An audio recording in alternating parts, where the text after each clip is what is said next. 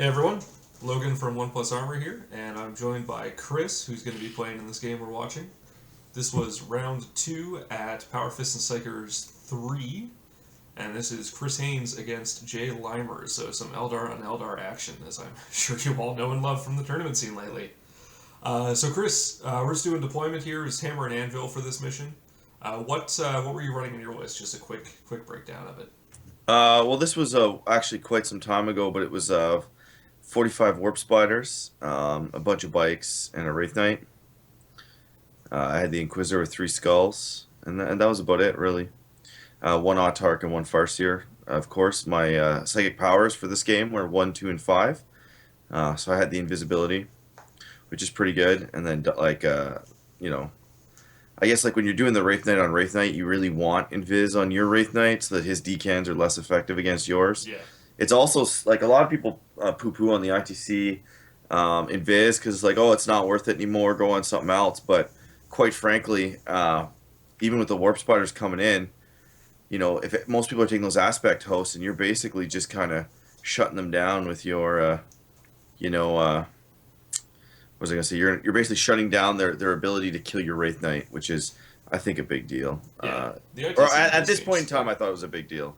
Nowadays, I don't think it's as big of a deal. But. Well, you're on a pretty different list now, but anyway. So yeah, you're the Pale Host and a Cat, right? Yeah, I generally the only reason I really started running the Pale Host was it allowed me to take the double aspect host and the Inquisitor. So one thing that I was doing before is I wasn't running the Inquisitor with the 3 servo skulls, and you can get by just fine without that guy. Run like the 2 aspect hosts and then a full cat of bikes, but he just makes your life so much easier against Battle Company. And if you play a good Battle Company player, you need your life to be as easy as possible. Yeah, that's So. true. That is true. Now, this is actually one of my favorite deployments. The reason I like it is because a lot of people don't like to play Hammer and Anvil. They just don't at home. For some reason, there's shit at the end of their table, blah, blah, blah, so they don't want to do it. Whereas I really thoroughly enjoy playing it because it puts people off their comfort zone, and I've already planned my army around playing on it, so that's a little caveat. But yeah, so I null deployed him. He's going first. He put his whole army down, and if you notice in the beginning there, while he was deploying his units, I was kind of checking line of sight. So my Inquisitor is right in the front corner of that building there that's just off, kind of just on the edge of the camera. Can't be seen. Then I have 2 D cannons within other buildings on the table, and I do believe I have a Warp Spotter unit hidden as well in that building. Because the War Spider unit just guarantees that you're not going to get tabled, but generally the 2 D batteries and the Inquisitor, if you can get them out of line of sight, will save you from most Eldar players because they can't really move that far and shoot you turn 1. And then turn 2, you really don't care if they kill your stuff. So Well, yeah, because all your stuff's coming in from your Autarch on a 2+. yeah, well, that's the thing. And then so he's going first, and he put a lot of stuff on the board. Um, yeah. He's kind of out in the open a little bit here. He's advancing up. I want to say that he really wants to get the tabling, or at least whittle some of my units down. That's kind of how I read him at the time. Mm-hmm. Is that he? So what I find is that if you null deploy people, they immediately go, "I'm going to table you," but they don't actually think through what's required to table you, either mathematically or line of sight wise. So what that allows me to generally do is catch people off guard by really putting as few units as I can get away with on the board, and then just kind of forcing them to get out of position because they get greedy, is how I kind of want to put it. Now, he's a really nice guy, Jay. Like, I think we play every P&P because he always does quite well in his first couple games. And then I just try to kind of mitigate his Eldar army, and I have so much more experience, I guess, probably, which kind of helps me take apart the other Eldar guys. Because as you said earlier, every tournament you play in, I'm playing 3 to 4 Eldar armies, and you just get used to playing against them. Yeah, So exactly. so So if he's not used to that, then I'm at an advantage. yeah, so an important note here is in the psychic phase here, you actually denied invisibility on his Wraith Knight.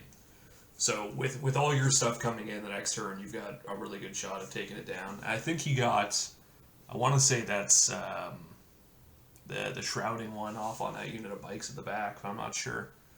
Yeah, I think that's one with his Farseer. well, he has the 2 Farseers, so it'll be a bit tough to But yeah, generally I'm gonna let the shrouding go because once you take down the other guy's Wraith Knight, you get rid of those D shots, and then you're in pretty good shape with the rest of your army. And because I have the 45 Warp Spiders, they're like the perfect counter to a Wraith Knight as long as he's not invisible. Yeah, So exactly, and that's an important note here because we were talking earlier about how if Jay's put everything on the board here. I think, and to your point, this is probably a big misstep on his part because when you deep strike in, he's got no cover on any of this stuff. He's made it so even with his jump moves for the bikes and for the spiders, he's still going to be out in the open. He can only get so much on that centerpiece of terrain. So you're going to be able to come in basically anywhere you want around that and just get him from both sides. yeah, and because he bumped everything up, he left a lot of his backfield open to my deep strike. So like like there's nothing that makes any risky deep strikes. Like look, I literally have about 5 12-inch bubbles in the backfield. Um, but so he's basically teleporting to my end to prepare for his turn too, and I don't blame him for that. He's basically, and he has Dark Reapers in these buildings too, which are going to be a nightmare for me.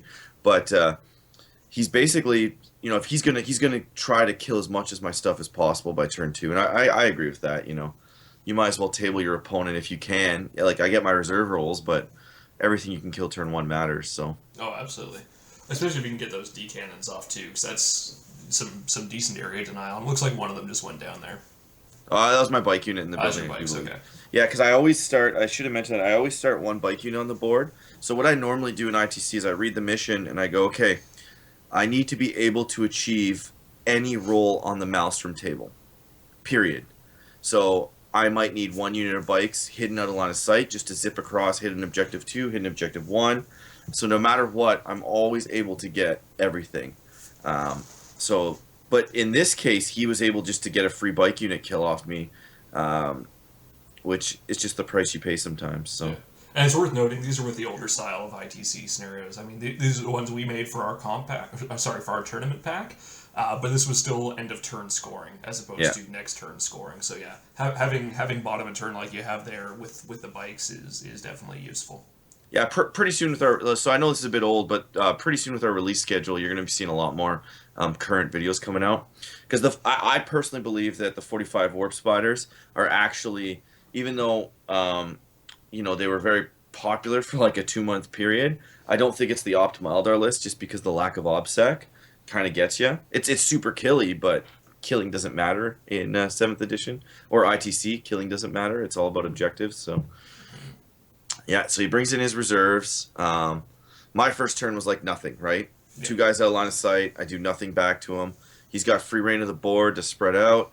Brings in his flyers, trying to mop up the remaining units and set himself up into a great position to take me down in the next turn. He's pretty clever. Like he's got the you can't see it, but he's got a couple bike units back in my ruin back there to kind of cover it. He's spreading out. He's running up these warp spiders here towards the building, which is really good on his part because it allows when I do come in, he'll be able to jump them in the ruins, be able to jump them in that crater. So there you can go. He's moving them up even further, which is going to allow him to play my side of the board and take out my bikes. He's also kind of staying back in the middle, which I thought was really good on his part. And then the Dark Reapers are covering his end, so I'm going to drop into a pretty big storm of stuff, but. It's pretty cool. I don't know. I kind of like that he's spreading out across the board, but part of me is like maybe he should have turtled in a corner, but I really don't know. So, he's backing on the Wraith Knight, so that when mine comes in, I might not be able to get range on him, which is a smart move as well. Again, so that there's not a lot for me to say because I'm not doing anything till the bottom of turn 2. I'm basically on the board losing all my figs right now. I do believe he might even have tabled me at this point, but because it's turn 1 I did nothing, and then turn 2 he basically does nothing except move around in position. So, and I can't physically lose the game, but I think he actually tables me here or comes really damn close. But he's hiding his Dark Reapers there out of line of sight, gets them down below a platform, preparing for the onslaught. Yeah. It's too bad he couldn't get on here and give his insight of what he was trying to do at the time.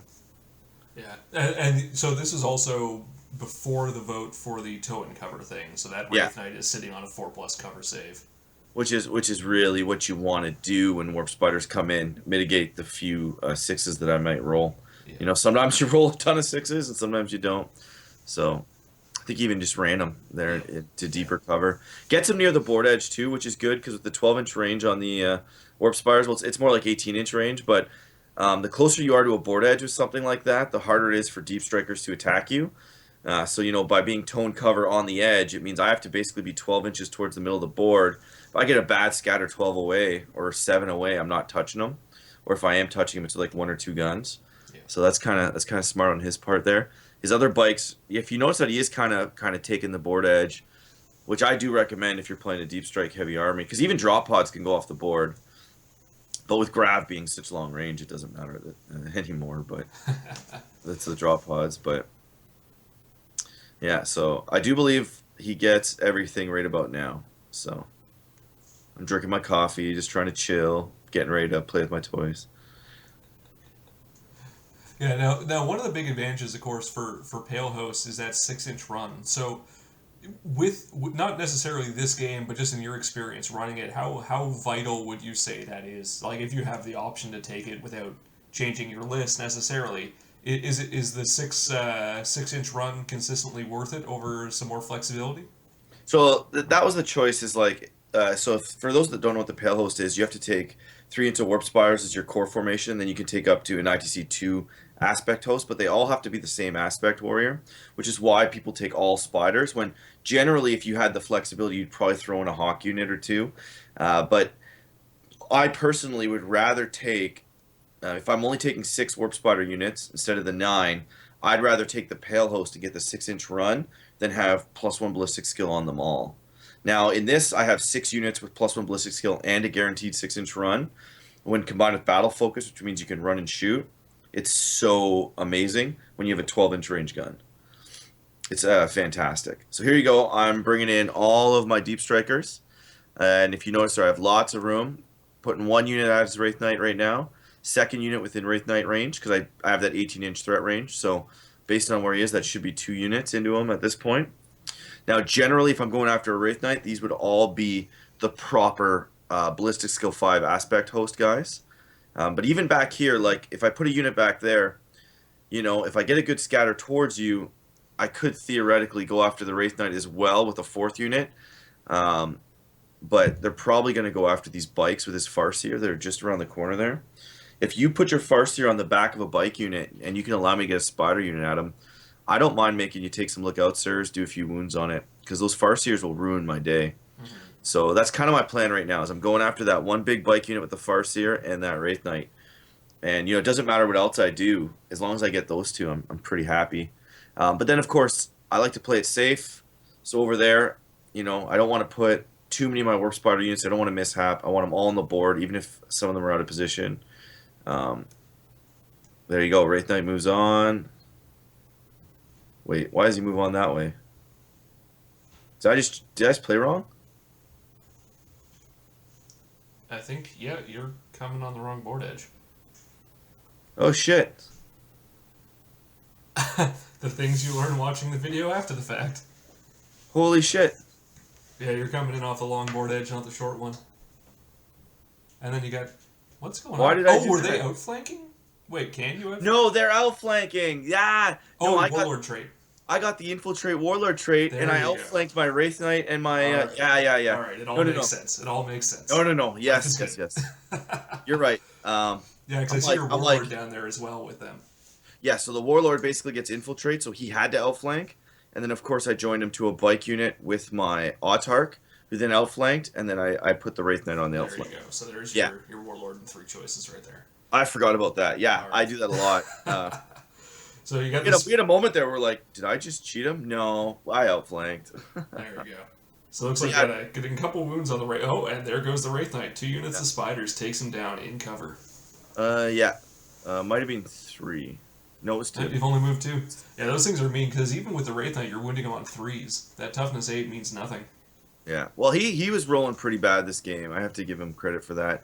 Oh, that's what it was. So knowing that his Dark Reapers were in there, I used the bikes to clear him out and bring the Wraith Knight in. Uh, it's all right. I generally, if I get that infiltrate trait, I generally try to re-roll on something else. So this leads me to believe that I probably got it on the second roll. Because generally I want everything back on my board edge and just kind of keep it alive. But that's cool. So yeah, I'm just basically spreading out here, shooting some stuff, shooting and running. I'm gonna mop up his Dark Reapers here. I do believe I get all of them with my Wraith Knight in the building there. Like, not with the Wraith Knight, but in the building with the Wraith Knight. It's very important to clear out those Dark Reapers, because then when I start jumping on objectives with bikes, I'm safe, whereas those Dark Reapers will really just destroy me. One thing I do hate about that Infiltrate Warlord trait is that you have to infiltrate.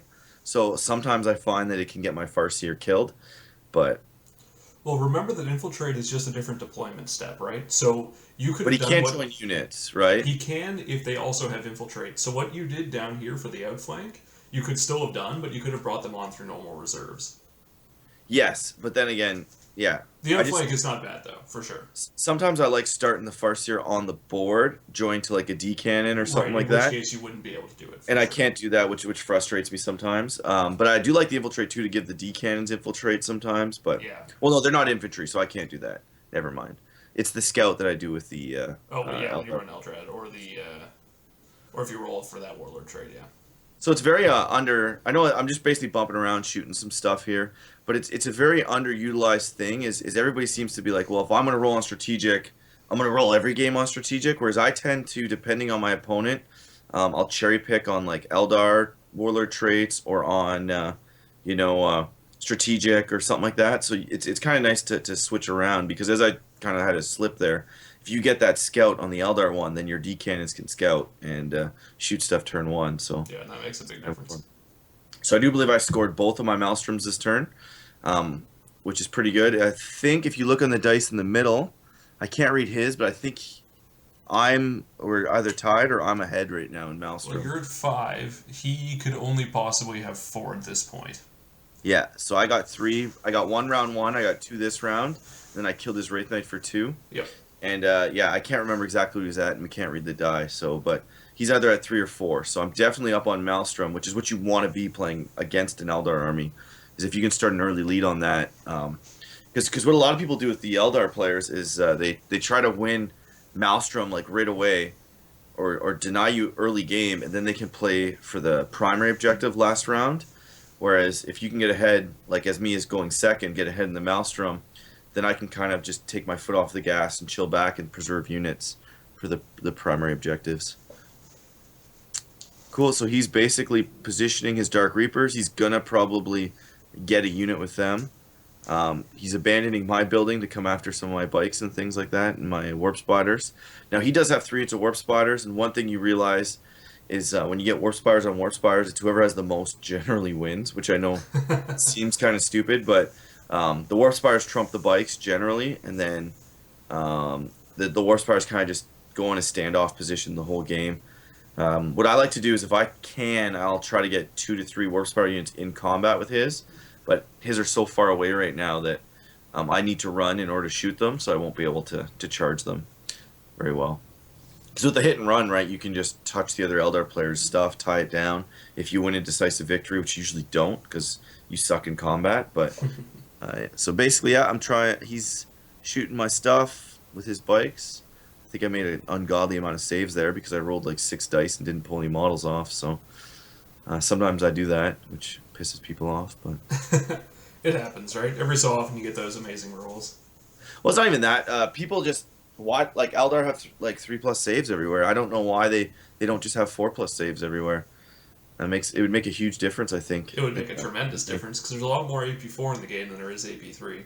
Yeah, so yeah, his bikes are going after my spiders, and I do warp jump them back into cover. Don't know why I did that.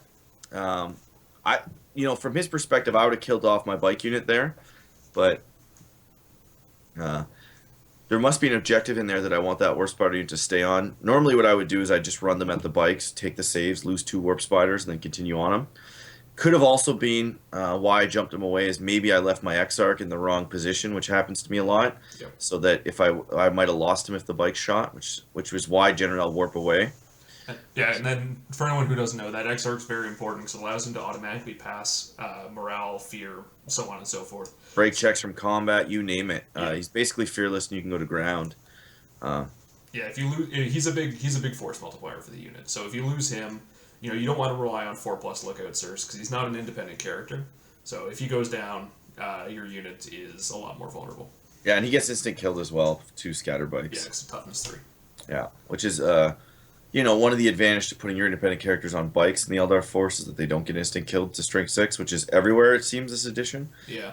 I would say it's the addition of bikes and strength 6, not just for the Eldar. It just seems like everything's strength 6 nowadays. Yeah. So he's just trying to pick off the odd unit here and there. One thing that you're going to notice that I do, and I'm going to encourage people to do, I talked to Scary about this at Warmaster just a little bit, is like actually get down and look at your model's perspective quite frequently. A lot of people just kind of stand up top, but it really makes a huge difference. If you can get down there and be like, well, you can't actually see my Exarch, you can see 3 dudes in the unit, then you can only ever lose those 3 guys, whereas if you're kind of chilling back, you'll end up... So that's one thing is you'll see me kind of get down and be a little bit gamey and looking at stuff. It's still fair, follow the rules, but, and one thing too is you walk to the other side of the table and take a look at what your opponent did, where he put his guys. Don't just assume, oh, he put him in the building, whatever. Go over and look. Like, did he join an independent character to it? Did he not? Oh yeah, never be afraid to go on your opponent's side of the table. Yeah, it's meant to be played that way. Actually, I feel the game like, you read all the articles in White Dwarf. It's meant to kind of go over there, look at all angles of the battlefield, and if you're moving your spiders up, go over and look over from this perspective and be like, oh, you can't see me, right? Or where's that objective in relation to your other troops? So here I'm going to go after his Farseer again. He had shrouding, so I didn't get him last time, and I want that guy dead because his psychic screams are going to be a menace to me, and they have to die. Also with that flyer there, I'm trying to get out of the arc. It's really hard with him though because he can basically almost turn on the spot. Yeah, Vector Dancer. Yeah, it's really unfortunate. But I'm also bumping up my warp spiders as close as I can to that middle piece because that piece right there is a really good piece of terrain for jumping over. And then the unit, of course, that jumped away from his bikes here, they're just going to chill on an objective in a building. Yeah, they're down in the ruins on the bottom right. Yeah. And, just kind of getting these bikes up ready to clean off those Dark Reapers up there. My Wraith Knight, that's one thing that I was really torn on, is right now he's in, 5-up cover, I think we called that, or usually most people just say, call everything a 5-up kind of area, even though area doesn't exist. But I found that he was basically just kind of doing nothing in this game. He's kind of hanging out back, getting the odd shots out. That's why I take the shooting one over the combat one, because if it was a combat one, he'd just never touch any of the Eldar units. So, yeah, exactly. With MSU approaches like this, the Sasquatch Wraith Knight, the Sriracha, the Scadatch, whatever you want to call it, is a lot better simply because it has the ability to take down multiple units. But this guy gives you the ability to take off that other player's Wraith Knight, right? If your spiders aren't in, you're running a different list.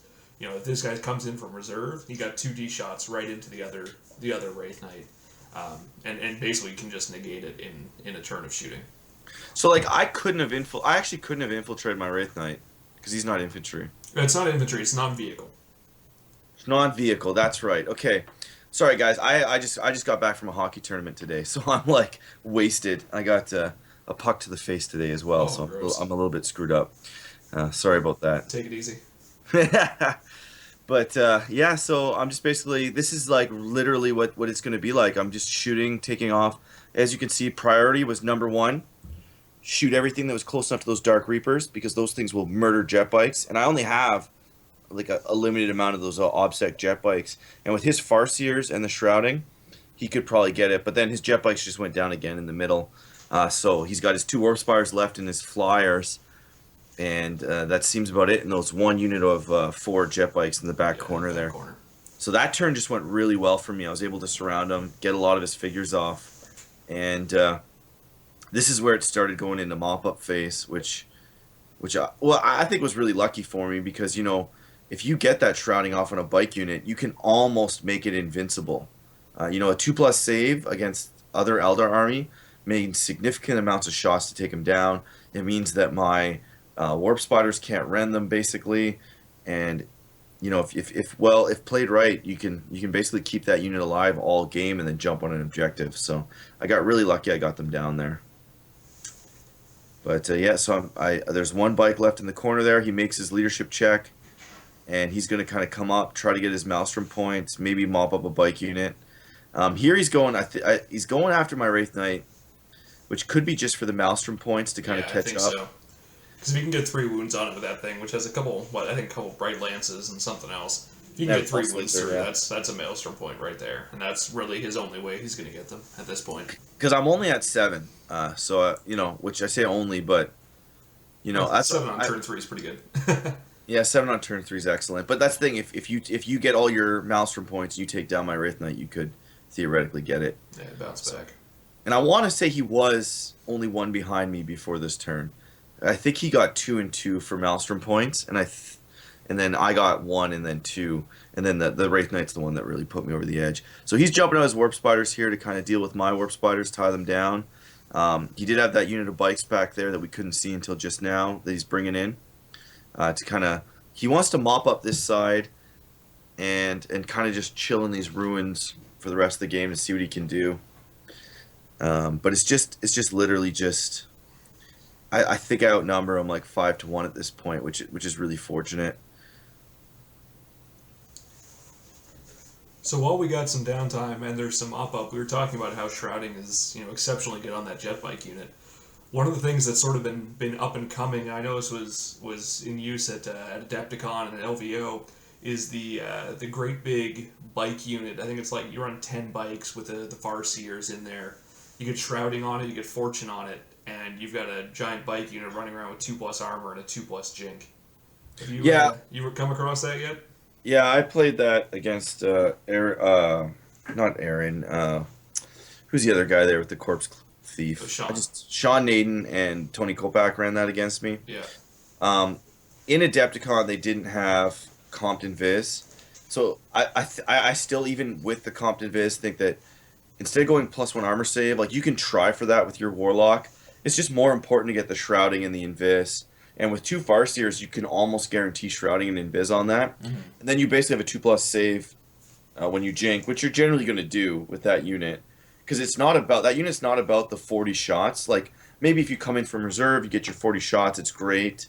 But that unit is all about staying alive and being able to hit an objective and stay alive. So that, the way that I play is I throw a unit of 3 bikes on an objective, and then they die. And it's like, I just kind of bleed those kill points. Whereas that unit can go on an objective and be like, yeah, we're going to chill here for a while. I've often thought about putting like Baroth in that unit as well for the hit and run. That's what I'm kind of playing with right now, toying with that idea. But you can definitely, make a bike star that can't be killed. And if the guy doesn't shoot you and you don't jink, that is still 40 shots. And the wicked part about it is, like, if you take 2 Farseers, you get invis with 1. You can just switch the other spell to guide. Yep. Or if you get lucky enough to get invis and shrouding with 1, then the other guy goes to guide, and like 40 shots, strength 6 twin linked is going to take out a lot of stuff. It's ridiculous. Yeah, you roll on Runes of Fate, maybe you get Doom as well. You're just erasing units. Yeah, and you don't even need it against most things. No, not with that much strength 6.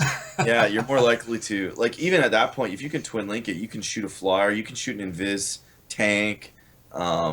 You shoot a unit of like Hornets with shrouding.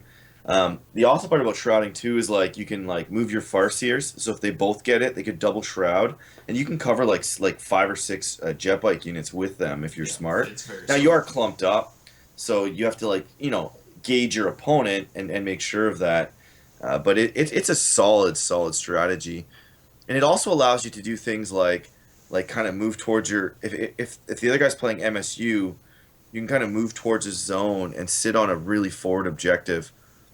And that's very important against like Space Marines. Because really, do you care if 5 Marines charge your Eldar bike star? Like, you might actually win combat. Like, it's quite possible. Quite possible.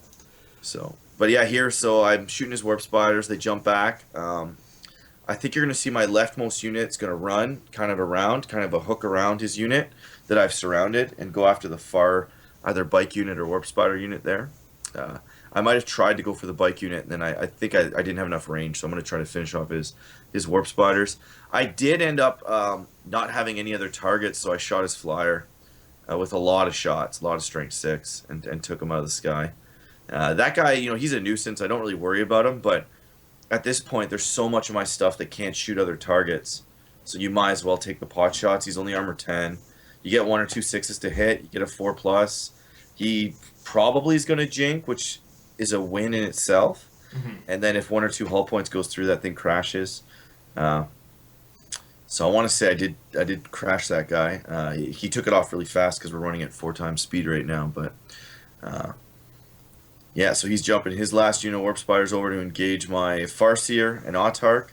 I'm at initiative 5 still with that unit. And I haven't gone up to initiative 6 yet.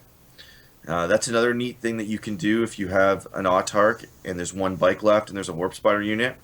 You can join the Autarch to it, and then you go up so that he wounds you on 4s instead of the 3s. So he's trying to finish that unit off, which smart on him, right? That's Warlord, a jet bike unit if he needs the kill point. Yeah, there you go. So we got my my Autarch there, which is fine. Which is, that happens, but. I'm actually surprised he didn't go for the charge after killing the Autarch, because that unit's not going to do too much. Yeah, he might have had to have run. Most people don't charge with their warp spiders. I generally do. Just kind of a thing. I've even played. I played against. Is it Shane? No, Tyler. I played against Tyler at Depticon, and he took the aspect host, and he chose to go for +1 weapon skill over ballistic skill with his warp spiders because he went, well, we got like. I think he had like 4 or 5 units, and then I had like 6 units, and I was like. He's like, well, no, he had 3, and he's like, well, I'm at the disadvantage, so I got to win the combats, which is the decisive ones. It's a smart move. That's something a lot of people forget about. Is if you can get into combat with warp spiders, you've got a decent chance of killing them with a lot of units because they are toughness 3. The 3+ save is really good, and they do have hit and runs. They're getting away if the Exarch lives. They're passing combat, but if you shoot at them before you charge, you're probably not making that charge. Yeah, I went with +1 ballistic skill to counter him, even though he went weapon skill, because that guy Tyler had 3 Riptides, and I wanted them dead, and so you need the ballistic skill for that. But so yeah, he just basically we shook on it. I do believe it's still only about turn 4, or no, maybe why did we shake hands? Oh, I think the only thing he's got left is that 1 unit of warp spiders, and yeah, you're about to. There you go. Oh, that's what it was. So. Yeah, we must have shook hands. I think he conceded, and then we went. Generally, what happens is you read the mission, and sometimes you need to charge and kill something. Yeah. So, like, maybe I needed to do that to win an extra battle point or something, right? So sometimes if somebody concedes, I'll be like, well, okay, max points. And they'll be like, well, no, because I got this. And I'll be like, well, let's finish it out then. I'm not saying he did that, but it might have been a premature shake on it, but yeah, and that's an important thing to read in the pack, right? Like that was a big thing at Adepticon. Is if you for example, you tabled your opponent, right? You'd expect to get max points, but that's not always the case at these tournaments. Like Adepticon was an extra 5 points or something. Yeah. So I actually had games where we had to keep an opponent's model alive just so we could max out, which is not fun for either player. Well, if you both know what's going on, it shouldn't be either way because you just go, yeah, it is what it is. But in this case, I think I got the max win because this was only round 2. You did. So I ended up going in pretty strong there. But all in all, it was a fun game. I like playing him. Jay's a nice guy. His list was pretty good too. It was really well rounded. I just think he needs to know the play a little bit more because he could have mitigated, even just like putting those bikes in reserve when they came in the backboard edge. Even though I still would get to counter, he could have kind of mitigated some of the damage done to him. And like I don't know if you look turn 2, I think he was out in the open just a little bit too much, which is fine, but just allowed me to get the big win. So yeah, I don't want to say that. I don't want to sound like I think he played it really well. I just think he could have used cover just slightly better. It would have meant that maybe he didn't have to jink as much because I'm only wounding him on 3s with my warp spiders, and so if he doesn't have to jink and then that his next turn is more effective, it can go either way. Like. I know people are on the internet like warp spiders are busted, blah blah, and they are. They're fantastic. I'll never say anything other than they're like one of the best units in the game, but they do die, and there's ways around that. And the double Farseer list, The one downside is that he doesn't have that autark with the laser lance, and that autark goes in and kills a warp spider unit a turn handily. Yeah. Him and 3 bikes can charge into every unit, or he can even join a warp spider unit, and just he goes in, he kills three to four warp spiders, period. And if you shoot one or two going in, which usually you don't because they'll jump away, but if they've already jumped that turn and you happen to be close enough, which is a fluke, but generally you just charge him in and kill a unit. And I was doing that all through Adepticon. I had the autark with the laser lance on the championship. Very few people knew what he like. They just didn't see him, right. They thought, oh, autark's an 80-point guy sits in a building, but you put him in. I'd be like, guys who deep strike their warp spiders, I'd be like, okay, I'm going to surround one unit, kill it, and I'm going to charge the other with my autark and win. So yeah, but all in all, it was a good game, good event. And yeah, 30-0 to me, I guess. Or 20. What was it, 24-0 or something like that? Whatever max was, I think for this one it was it was a weird 21. It was like 15, I think. I think we did 8 for primary and like 4 for secondary, 3 for tertiary, something like that. Yeah. Anyway, it was max points. I'd have to go back and look at the pack. It has been a few months, and we've changed it since then. But anyway, so thanks for joining me, Chris. And no problem. For anyone watching this, if you are interested in coming out to any of our events, we do run sort of quarterly events here in Ottawa, or actually out in Gatineau, which is just next to Ottawa. Usually 20 to 24 man events, generally sort of ITC comp with our own mission pack on top of that, but basically pure ITC comp otherwise. And we are also running a GT at the end of August called Capital City Bloodbath. So be sure to check that out. That's capitalcitybloodbath.com. Highly recommend coming out. We do have the space to be a major for ITC if you are interested in those ranking points. So be sure to sign up and tell your friends. I just have one more comment. So the main difference between us and ITC is that we add up total battle points. So in ITC is basically win-loss draw generally. So this would have just been a win for me, and then I would have got X number of points for tiebreakers. Whereas we add up total battle. So it encourages a lot of the people to play it out versus the MSU armies and try to take them down a bit, because you need to win all the objectives to win the tournament essentially. So yeah, I find that a big difference, like that we do total battle for the whole day added up together. So it means that you get rewarded for big wins, and you actually get rewarded for mediocre wins or close games, because that's one thing I find when you play pure ITC is that if you get like a really close game but he had 1 point higher, he gets the win and you get the loss, but you're like, geez, we both had 3 models left alive and blah, blah, blah. But so we do the total battle points. Exactly. And that another big difference just with the ITC scoring is effectively for overall for the day, depending on how many players you have, if you get a draw, you may as well have taken a loss, right? You're down 500 points at that point. So it makes a huge difference. So whereas on our event, if you're in the top 3 to 4 tables and you've scored quite well, you can generally pull out a win if you have good soft scores. Oh yeah, no, that's very true. We've had a lot of folks jump from table 3 with a huge win plus really good soft scores to taking events. At the event before this, you went from coming up on table 2 to taking the event by a huge margin. So well, it was 3 points, but yeah, it was Well, with soft scores as well, I think it was a bit higher, but yeah. Cool. Anyway. So thanks for having me, man. Yep. Thanks for